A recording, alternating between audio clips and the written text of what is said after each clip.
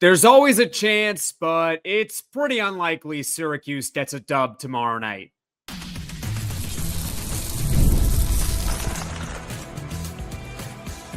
You are Locked On Syracuse, your daily podcast on the Syracuse Orange. Part of the Locked On Podcast Network, your team every day. Hello, everyone, and welcome into Locked On Syracuse. I'm Jackson Holzer. Thank you for making us your first listen of every single day here on the Locked On Podcast Network, your team every day. We are always free and available wherever you get your podcasts. And on this week's Poll Friday, I asked you all your prediction for Syracuse football against the Pitt Panthers tomorrow night at 7:30 p.m. Eastern inside the JMA Wireless Dome. You guys voted. Let's get right to it. The choices for this week's Poll Friday, we've done this question numerous times just with different opponents. But a reminder, there are four options. Syracuse wins a close game. Syracuse wins in a blowout. Pitt wins a close game. Pitt wins in a blowout. The results are in. There were over 300 votes on this week's Poll Friday. And unfortunately, the winner of this week's poll, I don't really like saying it, but that was the result. Pitt in a blowout. That's right. Of the people that voted, 45% of you are not only thinking that Syracuse is going to lose the game, but they are going to lose this game by a significant margin. But funny enough, in second place, that's where we saw some optimism. Syracuse in a close game, followed by Pitt in a close game. And in fourth, and I think we can all agree this is the least likely outcome, which is Syracuse wins tomorrow night against Pitt in dominant blowout fashion. Hard to believe that that could happen, but you know what? Last year, I didn't think that Syracuse would get blown out by Pitt, and you know what? They ended up getting blown out by Pitt. We don't really need to talk about that all that much here on Locked On Syracuse, right? I unfortunately agree with the 45% of you that I don't think Syracuse is just going to lose. I think they're going to lose by a lot. And it's based off the team and the Pitt Panthers and also the way that Syracuse has played over the past couple of games. Now, they've had a bye week, which is good. You could hope they can use that to their advantage. The problem is last year they were 0-2 following a bye. They lost to Stanford and also the Pitt game last year. FanDuel currently has Syracuse as a 9.5-point underdog, and I don't think that Syracuse is going to cover it. I said on Locked On ACC on Friday morning that I picked Pitt to win this game 38-17. Why? Honestly, I feel like I'm being a little bit generous to Syracuse's offense right now by picking them to score 17 points. This year, Pitt's front, and we talked about this on the Thursday episode of Locked On Syracuse, they don't have necessarily one standout player that you need to keep your eye on if you're an offensive lineman. Like, hey, watch out for this player because, you know, he's going first round in the NFL draft and he's the best pass rusher in the ACC. They don't necessarily have that, but rather it's a great collection of players. The whole is greater than the sum of its parts when you look at this Pitt Panthers defense, and they can really get after the quarterback. You combine that with how Rickie Collins has looked in his first two starts of the season, actually his entire career. It's hard to envision that Syracuse is really going to be able to move the ball all that much against the Pitt defense. Now, fortunately, they're at home, so you're not necessarily going to have to deal with a loud crowd against you. That's good for Syracuse. I think the big key for Syracuse on offense is you just have to accept that you're not going to matriculate your way down the field. It's hard to imagine that Syracuse is going to have drives of 8, 9, 10 plays for a lot of yards and they just pick Pitt alive, right? What they could do is have some splash plays in there. You're going to need a 45-yard touchdown run maybe from Yassine Willis, or maybe Jonte Cook takes a slant to the house, or maybe Rickie Collins finds an open Darrell Gill streaking down in the middle of the field for a 50-yard touchdown. Too soon to mention that, but you get my point. they're going to need splash plays in order to score some points against Pitt. What are your thoughts? Comment in the comment section below.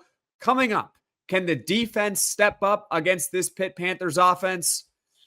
We'll talk about that next on Locked On Syracuse. It's almost the weekend. Time to look back and crown this week's MVP on Who Delivered, powered by DoorDash. Just like you can win every Saturday with DoorDash Streaks, saving more every time you order. These players delivered when it mattered most. And let's break it down. For Syracuse football, Jonte Cook had a nice performance against SMU. That was a couple of weeks ago. And just like Jonte Cook delivered for Syracuse, DoorDash delivers your Saturdays with DoorDash Streaks. You save every Saturday you order, stack it up all season, and you could save up to $250, including $100 in DoorDash credits. Order this Saturday, keep the streak alive. Fuel your game day only with DoorDash. Terms apply. Promo period through November 18th. This episode is brought to you by Mazda's Moving the Game Forward. For those who believe it's not just about playing the game, it's about redefining it. There are moments that do more than put points on the board. They move crowds, move culture, and keep moving the game forward. And one moment that was pretty cool for Syracuse in their last game against SMU a couple of weeks ago was their safety in the fourth quarter. It sort of got the Orange back in the game because after the safety, Syracuse followed it up with a touchdown, and they got within 2 possessions of SMU. Had they recovered the onside kick right after, they could have maybe made it a 1-possession game, and in that case, it would have been pretty interesting. When you follow what moves you, the unexpected is only the beginning, and just like there's more to every highlight, there's more to a Mazda vehicle. Mazda, move and be moved. We're not going to beat a dead horse about this Syracuse defense. The bottom line is they need to play better, they need to step up, and they need to have their best game of the season in order for this team to have a chance at pulling off an upset. Because the Pitt Panthers coming to town on Saturday night, they are a completely different team than the first 4 weeks of the season. Whatever you know about Pitt from the first month, just throw it out. It does not matter when you are talking about this Pitt Panthers offense because, like we talked about yesterday on Locked On Syracuse, they changed quarterbacks. They went from Eli Holstein to a true freshman in Mason Heintschel. Mason Heintschel has been terrific. He is an all-around quarterback for the Pitt Panthers. Good arm, good accuracy, generally makes good decisions, and also he can run. So Syracuse is going to have to keep an eye on his legs as well as his arm in this game. They also got back their All-American running back last week in Desmond Reid. I believe he's going to play again this week, although I believe on the injury report he was listed as questionable, but that could just be because I don't know why.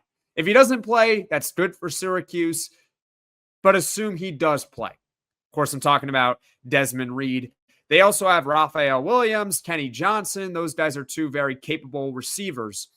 The weakness of the Pitt Panthers, it's got to be their pass protection. Pitt has given up 17 sacks in their first 6 games of the season. That is towards the bottom of the ACC. So that's not particularly good. So they don't have the greatest pass protection. The problem is that Syracuse has the 2nd worst pass rush in the ACC. They are 2nd worst in the conference in sacks through 6 games. I believe the only team that they are ahead of is North Carolina. North Carolina ain't exactly good at really anything. So being behind them in any particular category is not a good sign for your football team.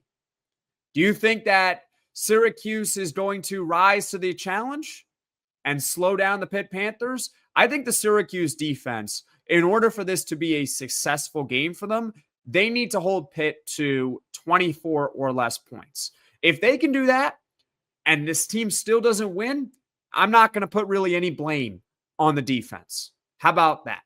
Comment your thoughts in the comment section below. Once again, I am sorry. I apologize. I am picking Pitt to win this game in a blowout, which is what 45% of you said here on this week's edition of Poll Friday. I got 38-17 Pitt, but I hope to be wrong as a Syracuse fan and a Syracuse alum. As far as what's coming up on the podcast here in the near future, obviously the game is tomorrow night between Syracuse and Pitt. There will be a full post-game reaction podcast here on Locked On Syracuse. And then on either Sunday or Monday, there will be the fan reaction podcast. Folks, thank you all so much for watching. Thank you all so much for listening. If you like this podcast, be sure to hit that like button. If you really enjoy the podcast, be sure to hit subscribe. Tell all your friends about Locked On Syracuse, and I will see you all again soon.